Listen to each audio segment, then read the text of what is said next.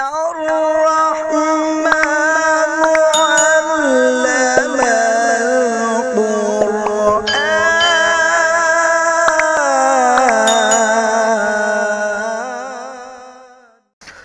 القرآن رب اجعلني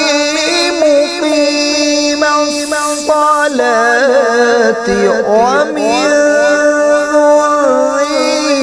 ذريتي ربنا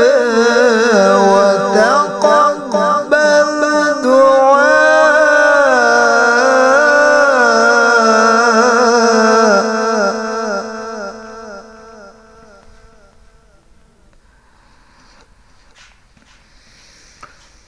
ربنا وتقبل دعائي ربنا اغفر لي ولوالدي وللمؤمنين يوم يقوم الحساب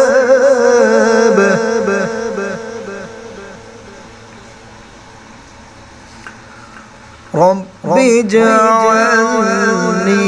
مقيم الصلاة ومن ذريتي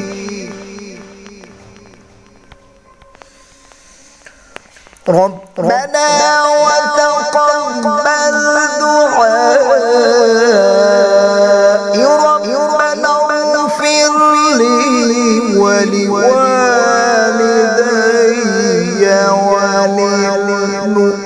وللمؤمنين يوم يقوم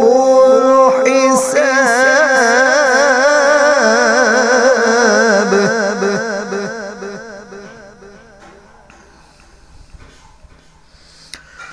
ربنا اغفر لي ولوالدي وللمؤمنين يوم يقوم الحساب